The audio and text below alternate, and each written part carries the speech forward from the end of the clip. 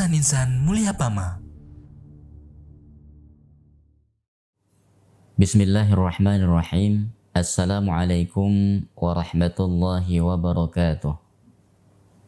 Alhamdulillahi rabbil alamin.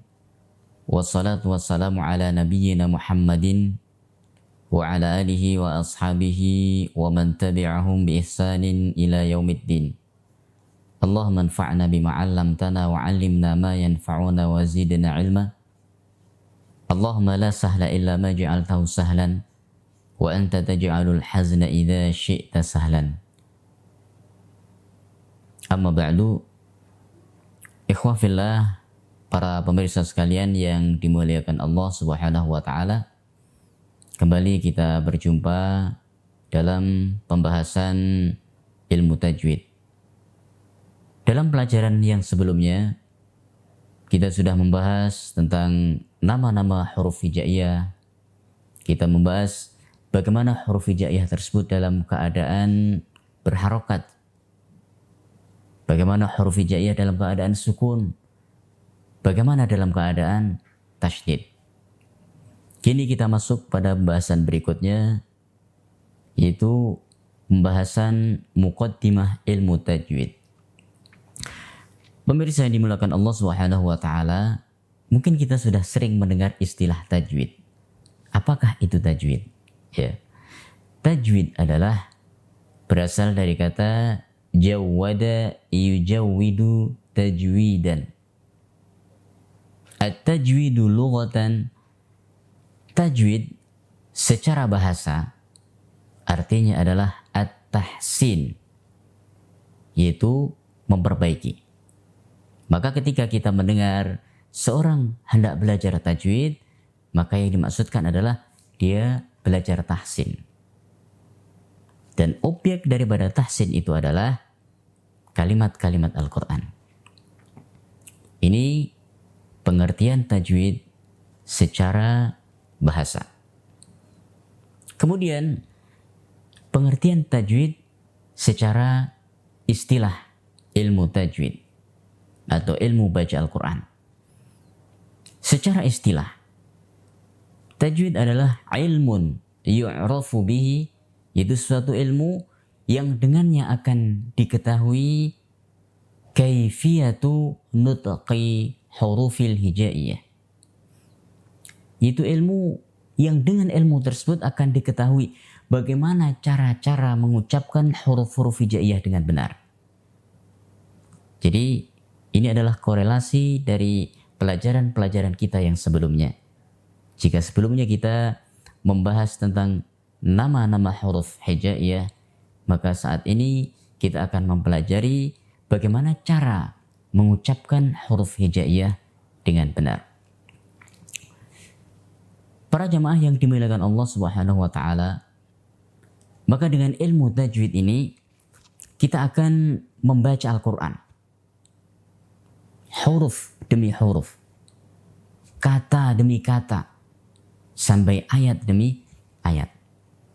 Sehingga ketika pengucapan huruf tersebut diucapkan dengan benar, maka kalimat-kalimat di dalam Al-Quran pun insya Allah akan kita ucapkan dengan benar.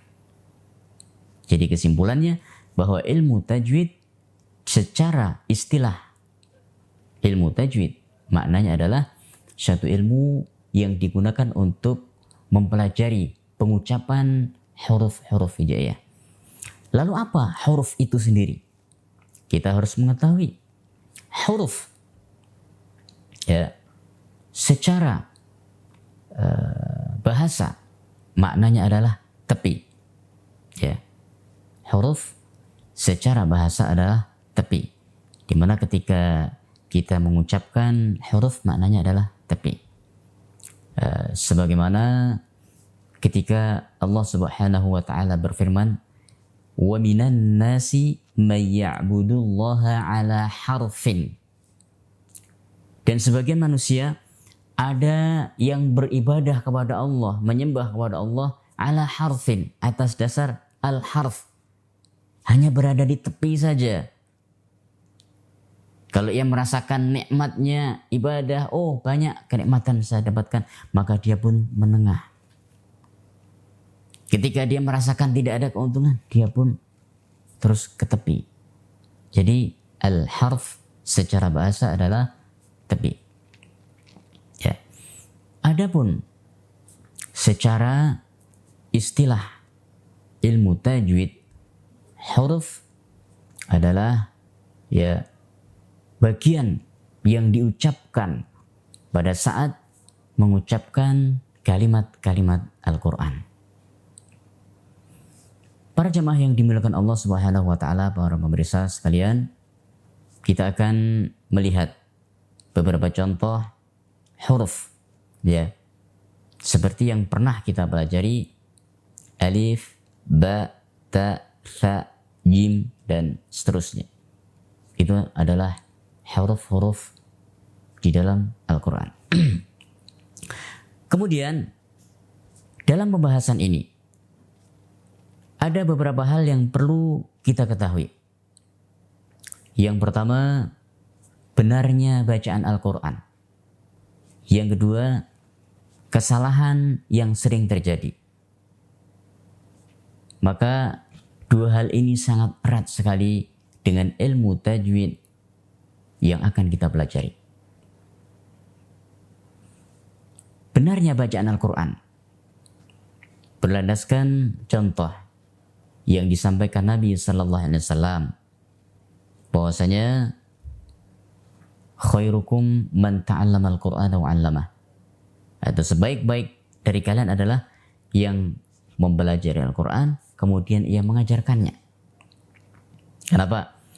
Karena ia membaca dengan baik dan benar.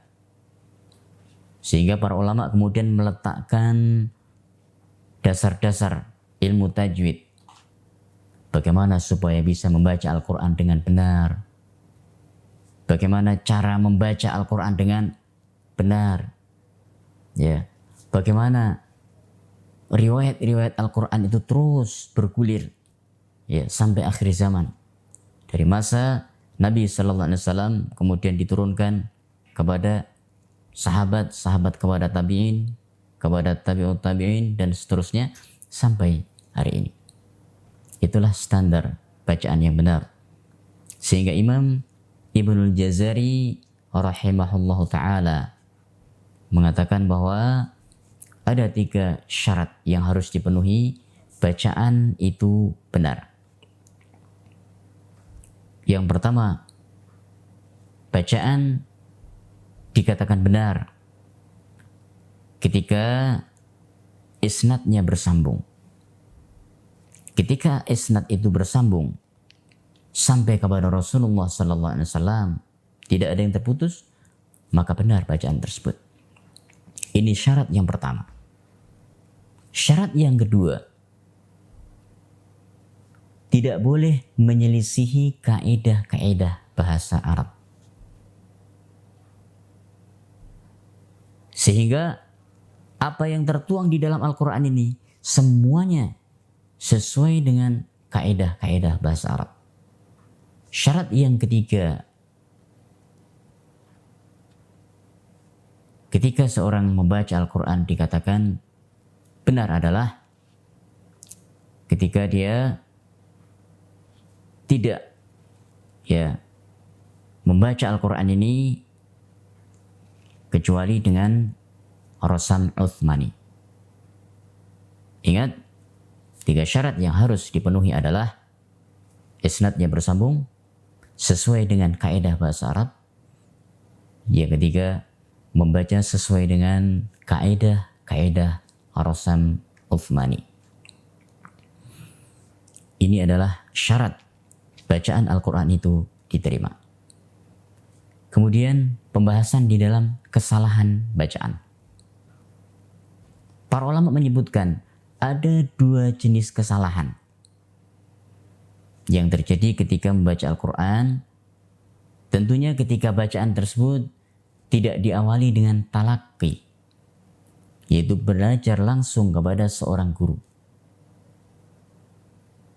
Ketika seorang tidak bertalaqi, mungkin bacaannya benar dan mungkin juga salah. Namun potensi salah itu lebih besar daripada benarnya bacaan. Kenapa demikian? Karena ia belum dikoreksi bacaannya. Maka hendaklah ia bertalaki. Ada dua jenis kesalahan yang disebutkan oleh para ulama. Kesalahan yang pertama disebut dengan al-jali. Sementara kesalahan itu sendiri diistilahkan dengan al-lahan. Sehingga jenis pertama dikatakan al-lahnul jali. Kesalahan yang jelas. Kesalahan yang nyata. Jenis yang kedua adalah al-lahnul khafi. Kesalahan yang samar. Sebagian ulama mengatakan al-lahnul khafi ini adalah kesalahan yang ringan. Tapi pada dasarnya dua-duanya tidak boleh terjadi pada saat membaca Al-Quran. Apa contoh-contoh kesalahan yang jali atau al-lahnul jali itu? Kesalahan al-jali atau kesalahan yang nyata, yang jelas. Di antara para ulama memaknainya bahwa kesalahan tersebut akan merusak makna. Contoh, ketika seorang mengucapkan Siratal ladzina an'amta alaihim, ia baca an'amta dengan tidak jelas sehingga menyerupai kasrah. Contoh, an'amti alaihim, ti menyerupai kasrah. Atau bibirnya sedikit dimonyongkan sehingga menyerupai dhammah. An'amtu alaihim. Maka ini kesalahan jali. Kesalahan yang nyata. Tidak boleh terjadi. Yang pertama, karena hal itu akan merusak makna. Na'udzubillah. Maka akan berdosa besar seorang yang akan merubah makna di dalam Al-Quran ini. Karena kesalahan bacaannya tersebut. Maka harus dibaca bagaimana kaidah mengucapkan fathah yang benar. Sesuai dengan hasil talaqi yang dilakukan. Ya, an'amta, an'amta. Nah, ini kita perhatikan. Dan sebagian ulama memaknai kesalahan atau al-lahan al-jali, kesalahan yang jali, yang nyata, yang jelas ini adalah kesalahan saking jelasnya orang-orang yang awam pun akan mengetahui bahwa itu adalah satu kesalahan. Ketika seorang membaca an'amti alaihim, maka orang awam akan bertanya, kenapa bacaannya an'amti alaihim? Selama ini saya tidak pernah mendengar bacaan itu.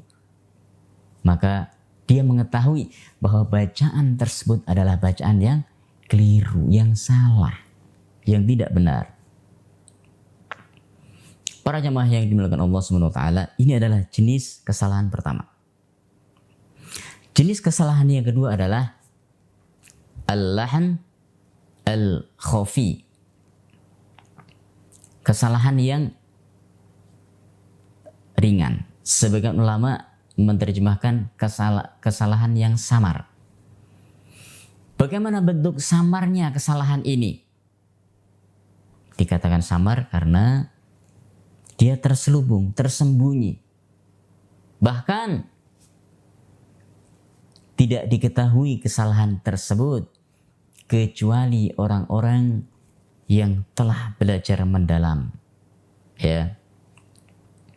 Tidak tahu jika seorang bacaannya tersebut salah. Ya. Contoh, ketika membaca shin, ternyata tafasyinya kurang. Hanya dibaca misalkan a'udzu billahi minasyaitonir asyaiton. Seharusnya asyaiton. Tidak diketahui kecuali hanya orang-orang yang telah belajar dengan mendalam. Ia membaca Siratal ladzina an'amta. Ditahan. An'amta. Seolah-olah benar. Tapi ini salah. Karena ia membaca dengan ukuran gunnah yang bukan pada tempatnya. Maka disinilah yang harus diperhatikan oleh para pembaca Al-Quran. Contoh lain, kesalahan yang khafi. Ketika seorang membaca huruf ghain, ghairil maghdubi, maka di dalam ghairil maghdubi ini ada dua kesalahan yang sering terjadi. Yang pertama adalah kesalahan jali, kesalahan nyata. Di mana? Dibaca ghain yang sukun di sana dalam keadaan pantulan atau memantul atau qalqalah. Dia baca al-maghdu. Nah, ini nggak boleh. Dan ini banyak terjadi. Yang kedua, kesalahan khafi. Membacanya benar, tidak dipantulkan. Akan tetapi ketika membaca bacaan tersebut, sifat pada huruf ghain tidak dipenuhi dengan secara sempurna. Apa itu sifat huruf ghain? Yaitu sifat rokhawah di sana. Bagaimana seharusnya mengucapkan rokhawah? Maka dia mengalir pada suara. Al-maghdubi, al-mal. Perhatikan maghdubi. Dibaca dengan mengalir pada suara. Tapi ternyata tidak mengalir pada suara, sehingga dibaca seperti ini. Al-maghdubi, seharusnya maghdu. Nah, kenapa demikian? Karena ini adalah huruf rokhawah. Para jamaah yang dimuliakan Allah, inilah pembahasan kita hari ini. Ingat bahwa kita telah membahas ilmu tajwid, kemudian jenis-jenis kesalahan di dalam membaca Al-Quran, kemudian bagaimana seorang membaca Al-Quran dengan syarat-syarat yang diterima. Maka hendaklah kita mempelajari Al-Quran sesuai dengan riwayat atau isnadnya, kemudian sesuai dengan kaidah bahasa Arab, kemudian menggunakan mushaf sesuai dengan kaidah Rasam Uthmani. Demikian pertemuan kita kali ini. Wallahu a'lam bishawab. Subhanakallahumma bihamdika asyhadu an la ilaha illa anta astaghfiruka wa atubu ilaik. Assalamualaikum warahmatullahi wabarakatuh.